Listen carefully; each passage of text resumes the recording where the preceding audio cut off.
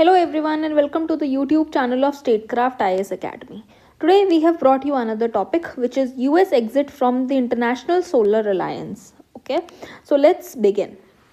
The world is fighting towards climate change. Okay, then why would a major power step back from a global solar alliance?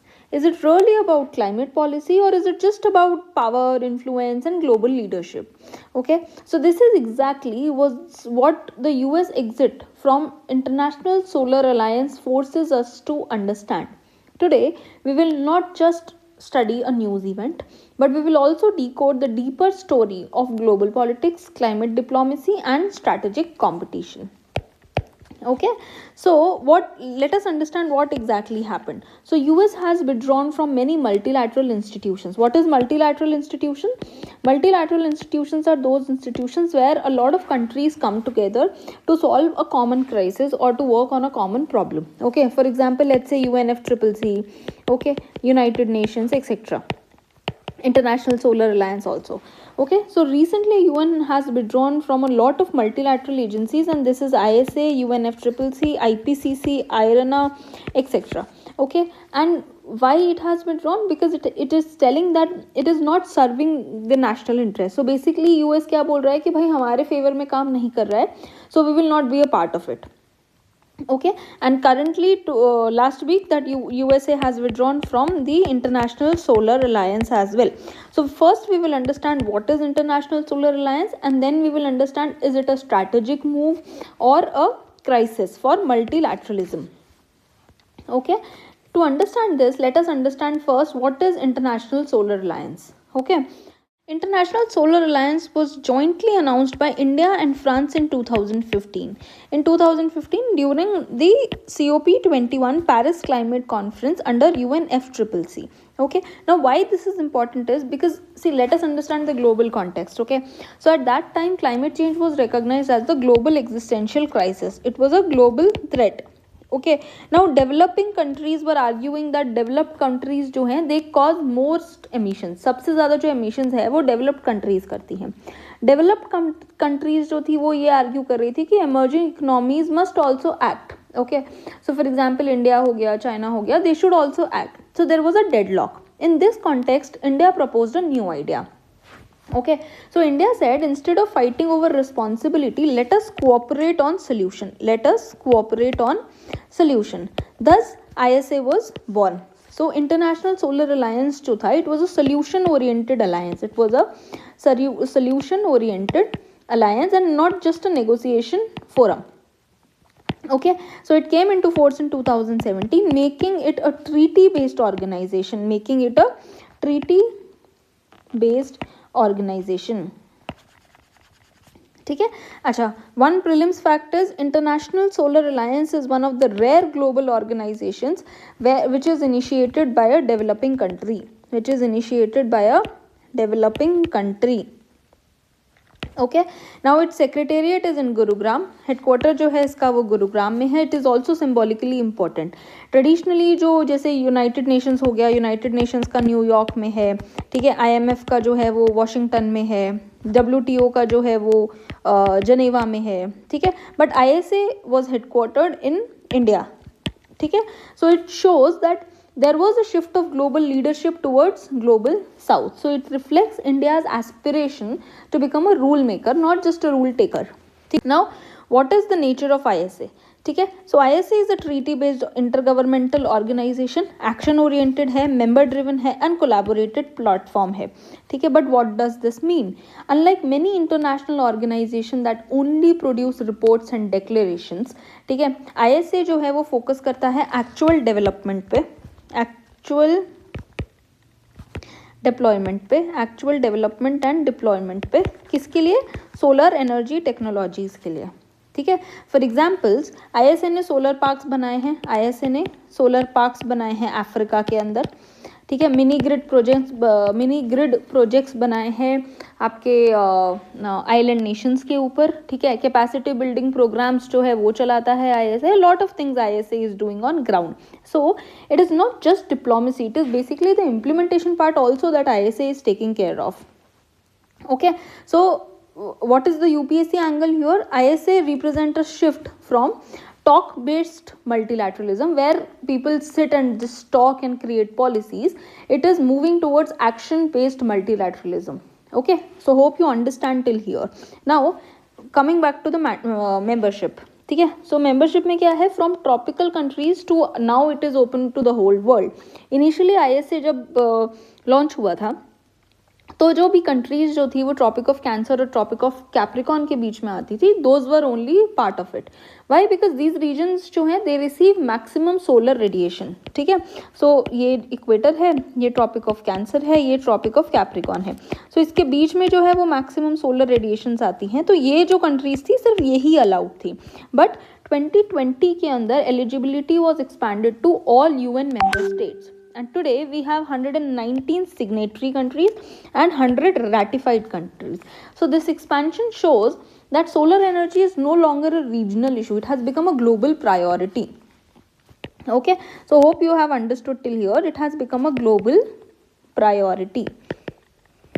Okay, now what are the main objectives? Let me just clear it.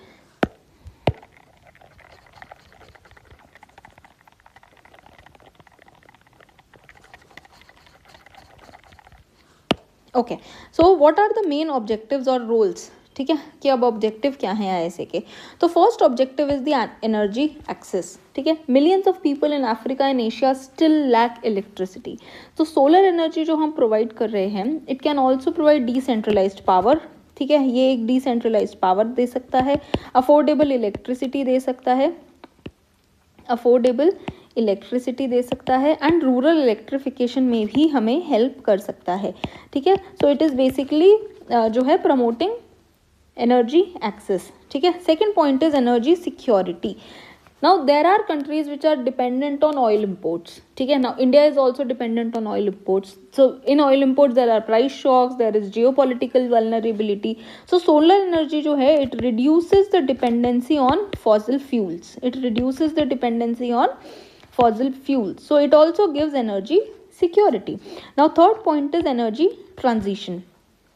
Okay, so when I'm talking about energy transition, then the world is moving to from fossil fuels to renewable energy. ठीक है, तो अभी क्या हो रहा है कि भाई पहले जो हमारी fossil fuel की global economy थी, now it is moving towards renewable energy. Now it is moving towards renewable energy. So what is ISA doing here? ISA is basically accelerating this. Okay, ISA is basically accelerating this. ठीक है, और इसका special focus area जो है वो है least developed countries and small island developed states. ठीक है, partnership with international institutions and global recognition. ठीक है, अब ISA जो है वो कोलैबोरेट करती है वर्ल्ड बैंक के साथ में करती है, देन यूनाइटेड नेशन एजेंसीज के साथ में करती है, मल्टीलैटरल डेवलपमेंट बैंक्स के साथ में करती है. ठीक है, जैसे फॉर एग्जांपल 2021 में ISA got observer status in United Nations. ठीक है, this is why this is important. This is important because then ISA जो है इसको लेजिटिमेसी मिली, ISA को लेजिटिमेसी मिली इन ग्लोबल गवर्नेंस. ठीक है, सो बेसिकली हो क्या रहा है, ISA धीरे धीरे 2017 के बाद में एक्सपैंड करते करते करते it has got a seat in US. ठीक है, how ISA works on the ground, कैसे काम कैसे करते हैं. ठीक है, तो 9 कॉम्प्रिहेंसिव प्रोग्राम्स हैं इसके. बेसिकली 3 प्रायोरिटी एरियाज हैं. ठीक है, तो पहला है analytics and advocacy. Analytics and advocacy में बेसिकली क्या करते हैं, रिसर्च करते हैं ऑन सोलर पोटेंशियल कितना है, पॉलिसी रिकमेंडेशंस वगैरह करते हैं. तो बेसिकली ये जो काम हो गया वो रिसर्च एंड डेवलपमेंट का काम हो गया. ठीक है, सेकंड जो पॉइंट है वो आता है कैपेसिटी बिल्डिंग. यहाँ पे क्या करते हैं, इंजीनियर्स को ट्रेन करते हैं. ठीक है, पॉलिसी मेकर्स जो हैं वो बनाते हैं, देन बेस्ट प्रैक्टिसेस जो है उनको शेयर करा जाता है. तो बेसिकली ये जो काम हो गया ये हो गया आपका एडुकेशन एंड डेवलपमेंट का. ठीक है, और थर्ड पॉइंट है प्रोग्रामेटिक सपोर्ट. ठीक है, प्रोग्रामेटिक सपोर्ट में क्या है कि यहाँ पे हम आपको फंड करेंगे. ठीक है, तो यहाँ पे हम फंडिंग करते हैं प्रोजेक्ट्स की, देन टेक्निकल असिस्टेंस भी देते हैं. सो जो भी टेक्निकल मतलब जो भी ग्रोथ से रिलेटेड जो पॉइंट्स हो गए वो यहाँ पे आप ऐड कर सकते हो. ठीक है, so basically ISA is a combination of knowledge. ठीक है, plus capacity plus finance. Okay, good. So next point is towards 1000 strategy by 2030. So this is one of the most ambitious global climate target. Okay, so by 2030 ISA aims to mobilize $1 trillion in solar investment. ठीक है, mobilize $1 trillion in solar investment, provide clean energy to 1 billion people. Okay 1000 gigawatt का solar plant भी install करना है and reduce 1 billion tons of carbon dioxide emissions annually. Okay, so see to understand this scale, ठीक है, India का जो current total power capacity है, current total power capacity जो है इंडिया का, that is around 400 gigawatt. 400 gigawatt. So you can understand कि यहाँ पे कितने सोलर कैपेसिटी का प्लांट जो है ISA एम करता है. ठीक है, ISA का टारगेट जो है वो मोर देन डबल है. ठीक है, सो ISA is not symbolic, it is also transformational. Basically it is also transformational. ठीक है, इंस्टीट्यूशनल स्ट्रक्चर की बात करें कि डिसीजंस कैसे लिए जाते हैं. So there is an assembly जो है it is the apex body. ठीक है, डिसीजन मेकिंग बॉडी है. Then there is a secretariat जिसके अंदर एक डायरेक्टर जनरल बैठते हैं and there are committees basically जो स्टैंडिंग और रीजनल कमिटीज़ होती हैं. तो बेसिकली यहाँ पे डेमोक्रेटिक डिसीजन मेकिंग और रीजनल रिप्रेजेंटेशन दोनों को सपोर्ट किया गया है. Democratic decision making and regional representation, regional representation. ठीक है, चलो moving to the next slide. Immediate impact on international solar alliance. So we have understood कि इंटरनेशनल सोलर अलायंस क्या है. Now we will understand that US का जो withdrawal हुआ है उसका जो इम्पैक्ट है. ठीक है, what will be the impact on the international solar alliance now. ठीक है, so first we will understand the immediate impact as in short term impact. Okay, immediate impact as in short term impact. So see, operational impact is limited.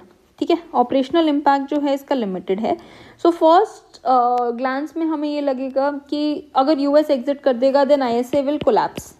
ठीक है, ISA will collapse, but it will not happen. It will not happen. Why? Because there is a limited financial impact. First point is there is a limited financial impact. Financial impact. Why? Because US is not the major contributor of ISA. USA is not the major contributor of ISA. Most of the ISA funding comes from developing countries. Most of the ISA funding comes from developing countries. Multilateral institutions जैसे आपके world bank हो गया. ठीक है, and then European partners like France.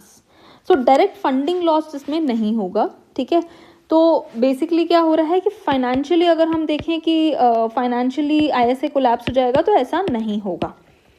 ठीक है, second point is institutional continuity.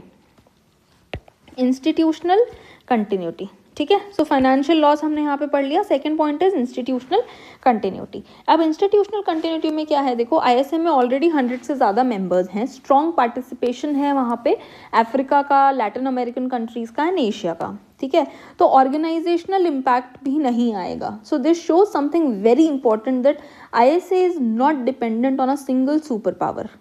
Okay, so structurally ISA बहुत resilient है. It is driven mainly by developing and tropical countries. It reflects priorities of global south. It reflects priorities of global south.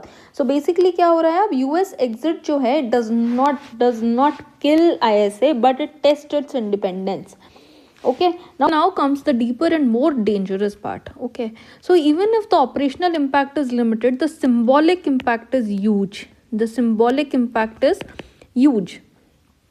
Okay, and here we will understand the medium term symbolic and political impact. So other countries may start asking, is solar cooperation really a global priority? Okay, because the biggest emitter जो है, if he has withdrawn, then is it a priority? Okay, will developed countries support climate action seriously? So there are a lot of questions that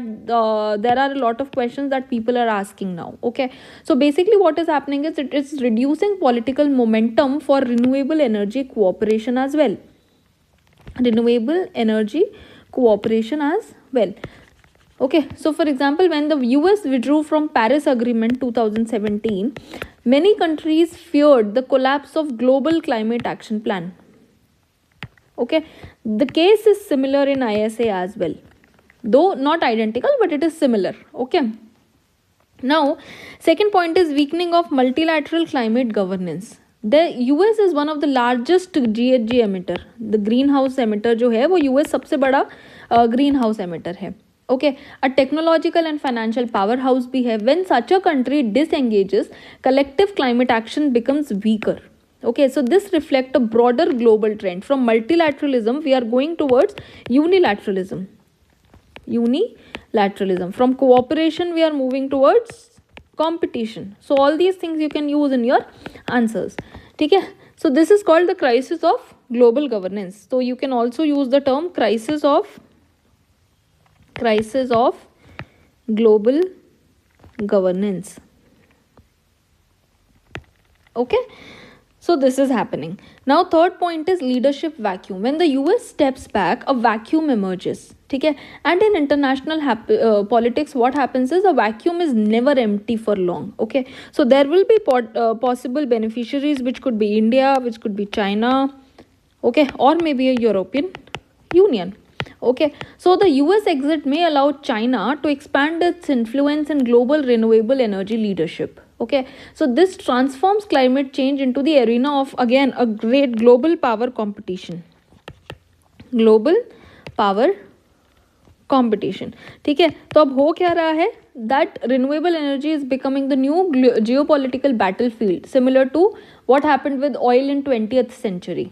ठीक है, now we will understand what will be the impact on India and global solar transition. ठीक है, क्या opportunities हैं, क्या risk हैं, that we will understand. So till now what we have analyzed is impact on ISA. Till now what we have analyzed is impact on ISA and impact on global multilateralism. So hope we are clear till here. Multilateralism. Now we zoom in one of the most important question for UPSC aspirants, क्योंकि generally अगर कुछ ऐसा event होता है then UPSC always ask कि इसका India पे क्या impact पड़ेगा. ठीक है, या इंडिया किसको इस ऐसी सिचुएशन को कैसे लेवरेज कर सकता है. So what does the exit means for India. ठीक है, is it a loss, is it a opportunity. Answer paradoxical भी है, and then there is an opportunity, there is also risk. So we will understand this dialectic thing. Okay, now what are the opportunities for India? So first is strategic leadership opportunity. ठीक है, why? Because like I said in the last slide, India can emerge as an undisputed leader of ISA. ठीक है, undisputed leader of ISA. For India this is not just about solar energy, it is also about global leadership. ठीक है, so what India can do, it can shape the global solar agenda, it can represent the interest of developing countries. ठीक है, and then it can strengthen its role as a voice of global south.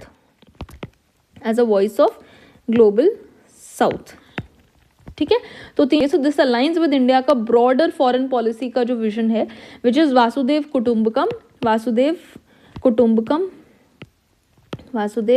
कुटुंबकम and global south leadership. ठीक है, always remember that India also hosted G20 summit. India is leading initiatives like ISA. India is leading initiative like coalition for disaster resilient infrastructure.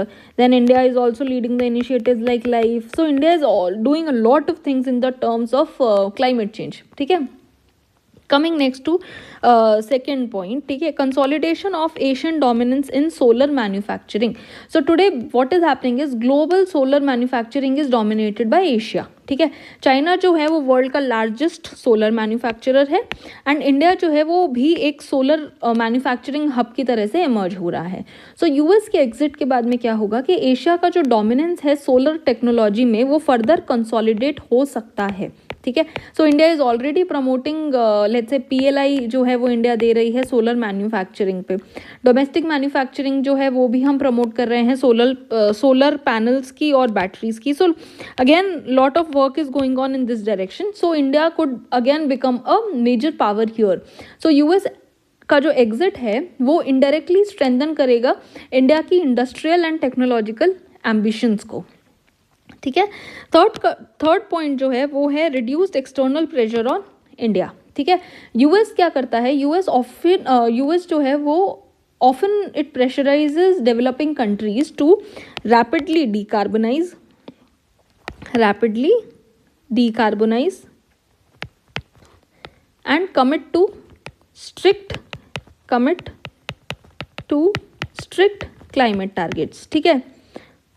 बहुत बार जैसे जो भी हमारे COP के meetings होते हैं या फिर ये हम देखते हैं, तो उसमें हम देखते हैं कि US और जितने भी डेवलप्ड कंट्रीज हैं, दे कीप प्रेशराइजिंग कि ये कम करो, वो कम करो, कोल का जो कंजम्पशन है वो कम किया जाए। So with the US stepping back from ISA, immediate pressure जो है इंडिया के ऊपर वो रिड्यूस हो जाएगा, ठीक है। इमीडिएट प्रेशर जो है इंडिया के ऊपर that will reduce. So this will give India more negotiating space, more flexibility in balancing development and sustainability. So this reflects the principle of again common but differentiated responsibility. So India can argue कि भाई developmental needs जो हैं वो हमारी sacrifice नहीं की जानी चाहिए, ठीक है। So I hope opportunities for India are clear till here. Now we are moving to risk for India, ठीक है। Every opportunity comes with a risk. So पहली चीज़ जो यहाँ पे आती है कि भाई US जो है it is a global leader in clean energy technology. It is also a global leader in innovation, venture capital and finance, okay. So अगर US डिसएंगेज करता है ISA से, then India access to American technology and financial networks might reduce. Might क्या, अब तो it will definitely reduce. So India का जो access है वो अमेरिकन टेक्नोलॉजीज पे और फाइनेंशियल नेटवर्क पे रिड्यूस हो जाएगा। This can slow down solar innovation and large scale renewable project, ठीक है। क्योंकि ये जो प्रोजेक्ट्स होते हैं यहाँ पे हमें फंडिंग की जरूरत पड़ती है, ठीक है। सो लार्ज स्केल प्रोजेक्ट्स जो हो गए, so many advance solar storage technologies और स्मार्ट ग्रिड जो है वो अभी भी US लेड है, ठीक है। तो वो सारी जो चीजें हैं it will come to a halt, ठीक है। Second point is uncertainty in climate finance. So climate action requires massive funding, ठीक है। So without US participation global climate finance जो है it may weaken. Global climate finance जो है it may weaken, okay. Always remember कि developed countries जो हैं उन्होंने $100 बिलियन जो है वो प्रॉमिस किए थे, $100 billion per year, in fact $100 billion climate finance के लिए प्रॉमिस किए थे। This promise is already under fulfilled, ठीक है। So US exit from ISA can further reduce trust, ठीक है। So again climate finance is one of the biggest fault lines in global climate negotiations, ठीक है। Third point is setback to India US climate cooperation. India और US के बहुत सारे joint initiatives भी हैं, जैसे US India strategic clean energy partnership, ठीक है। देन US और इंडिया का जॉइंट रिसर्च भी है रिन्यूएबल्स पे, ठीक है। देन बायलेटरल क्लाइमेट डायलॉग्स भी हम करते रहते हैं। तो अगर US ने जब विड्रॉ किया है ISA से, सो दीज पार्टनरशिप्स में स्लो डाउन, ठीक है। So this will again impact India का energy transition speed, this will again impact India energy transition speed and again bilateral relations in climate domain, bilateral relations in climate domain, okay.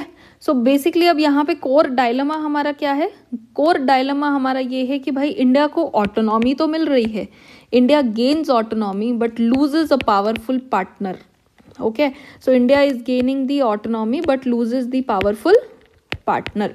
So here it is a classic dilemma, autonomy versus alliance. ठीक है, चलो now moving to the last slide which is the global implication. Global as in the theoretical interpretation क्या है भाई, US ने exit किया है तो उसका थियोरिटिकल इंटरप्रिटेशन क्या है. ठीक है, फर्स्ट पॉइंट जो आता है वो आता है मल्टीलैटरलिज्म वर्सेस नेशनलिज्म.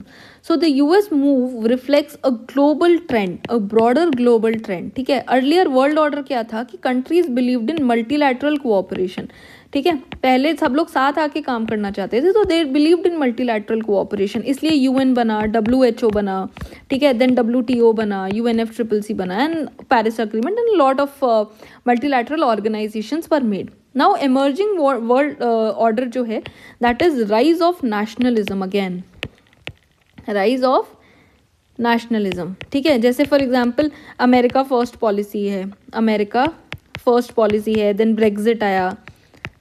ठीक है, देन चाइना फर्स्ट पॉलिसी है, एनर्जी नेशनलिज्म है. So the US exit from ISA also shows there is a retreat from multilateral climate commitments. Instead countries prefer कि हमारी खुद की एनर्जी पॉलिसी होनी चाहिए भाई, national energy policies over global agreement.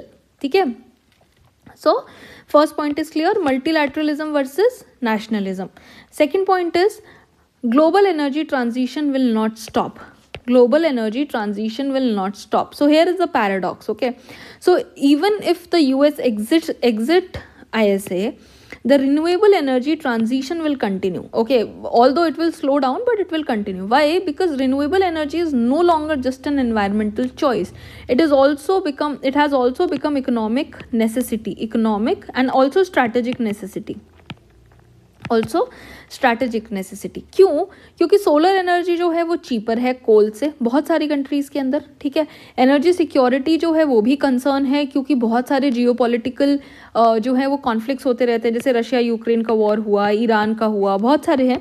ठीक है, तो जियोपॉलिटिकल इश्यूज़ के कारण भी जो है एनर्जी सिक्योरिटी कंसर्न है. थर्ड पॉइंट है कॉर्पोरेट प्रेशर एंड ESG. ठीक है, कॉर्पोरेट से भी प्रेशर है कि भाई ESG नॉर्म्स को मेंटेन करो, तो बहुत सारे कॉर्पोरेट्स भी जो है वो रिन्यूएबल एनर्जी की तरफ जा रहे हैं. और चौथी चीज़ जो है वो ये है कि टेक्नोलॉजिकल इनोवेशंस भी हो रहे हैं which is moving towards renewable energy. ठीक है, so even if political commitment fluctuates, structural momentum जो है वो रिन्यूएबल्स की तरफ काफ़ी स्ट्रॉन्ग है. ठीक है, सो political decisions may slow down climate action, but economic logic and strategic logic जो है it will ultimately drive the energy transition. Okay, last point is geopolitical shift in climate leadership. ठीक है, अब when the US steps back, obviously the somebody else will fill that space. ठीक है, so possible leaders could be China, India, European nation, European Union and etc. ठीक है, now China जो है, China already dominates solar manufacturing. ठीक है, China already dominates solar manufacturing and it also heavily invests in green technology. It also heavily invests in green technology. ठीक है, now next is EU. ठीक है, EU के साथ क्या है, वो कार्बन मार्केट के अंदर, carbon markets and climate regulations के अंदर लीड कर रहा है, climate market and carbon regulations के अंदर डील कर रहा है. Now India can lead global south through ISA. India can lead global south through ISA. So ultimate climate leadership is shifting from US to multipolar set of actors. ठीक है, so this reflects a broader transition again from unipolar world to multipolar world. ठीक है, मतलब एक जो है वो leader नहीं है, बहुत सारे लीडर्स जो हैं अलग अलग फील्ड में वो एमर्ज हो रहे हैं. ठीक है, अगर हम इसकी थियोरेटिकल इंटरप्रिटेशंस देखें और एक हम PSIR का एंगल अगर हम यहाँ पे जो है वो देखते हैं, तो थोड़ा सा हम इसके अंदर 2-3 व्यूज़ देखेंगे. सो पहला व्यू है रियलिस्टिक इंटरप्रिटेशन. ठीक है, सो रियलिज्म बिलीव करता है कि states act primarily in their national interest. ठीक है, रियलिज्म क्या बिलीव करता है, दैट स्टेट्स जो हैं वो प्राइमरीली अपने नेशनल इंटरेस्ट पे काम करते हैं. So from a realist perspective the US exit from ISA is an assertion of national interest, is an assertion of national interest. Climate governance जो है it is becoming a new arena of power competition. ठीक है, मतलब US जो है it does not want to strengthen any institution where it does not dominate. ठीक है। तो क्लाइमेट एक्शन जो है, क्लाइमेट चेंज जो है, it is not just environmental, it is strategic also, ठीक है। सो अगेन रियलिस्ट इंटरप्रिटेशन समझ में आ गया, ठीक है। Now next is liberal institutionalist view. Okay, so liberal institutionalist view क्या कहता है कि international institutions are essential for cooperation. International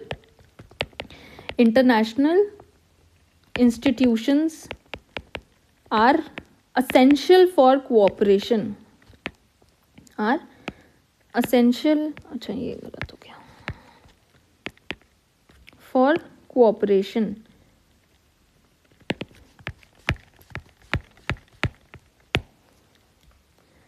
okay, so from this perspective US का जो एग्जिट है वो ग्लोबल इंस्टीट्यूशंस जो है उसको वीकन करता है and it undermines collective problem solving also, ठीक है। But there is again a counter argument in this.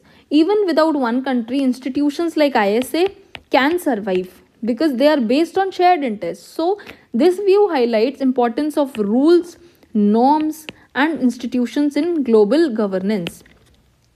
Okay, now third perspective is political economy perspective. Now political economy asks a deeper question. Okay, so it says that who gains economically from climate policies. So from this angle, solar energy is not just environmental policy, it is a industrial strategy. The US exit may reflect domestic economic priorities.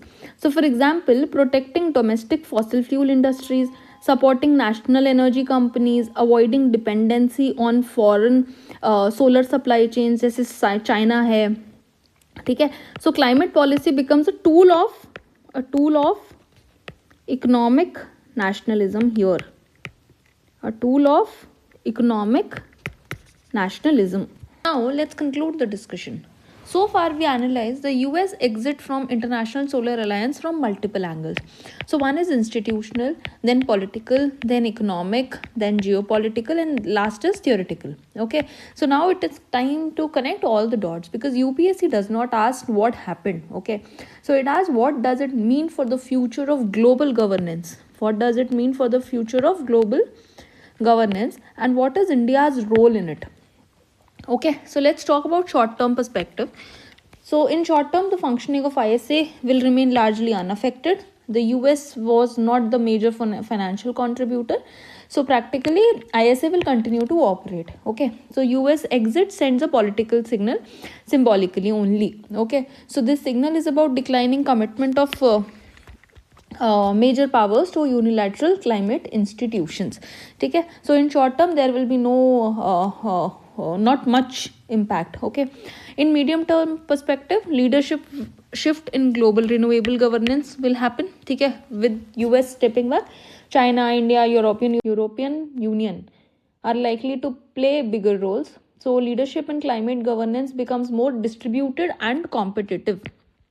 Okay, so more distributive and competitive, ठीक है।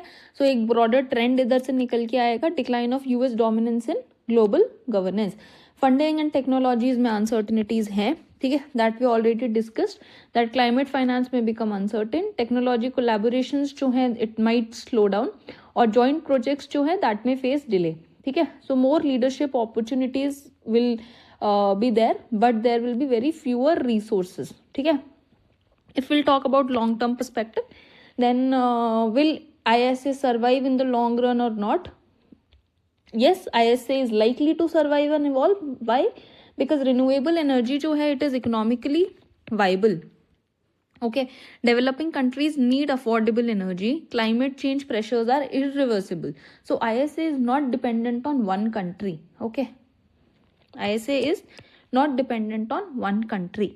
Okay, as far as India's expansion of India's role is concerned, so in long term India का जो role है in global climate policy is likely to expand. Okay, so India will increasingly be seen as a bridge between developed and developing countries, a leader in global south, and a norm setter in climate governance, governance. और ये हमारी जो inspiration है विश्व गुरु की इन sustainable development, उसके साथ में भी अलाइन होता है, ठीक है। Fragmentation and multipolarity in climate governance that is happening, ठीक है। More fragmented, more multipolar, more competitive जो है हमें क्लाइमेट पॉलिटिक्स देखने को मिलेगी। And so to conclude what we can say is US का जो एग्जिट है from International solar Alliance is not merely a climate policy decision, it is a mirror reflecting the transformation of a global order. So कैसे transformation हो रहा है? From cooperation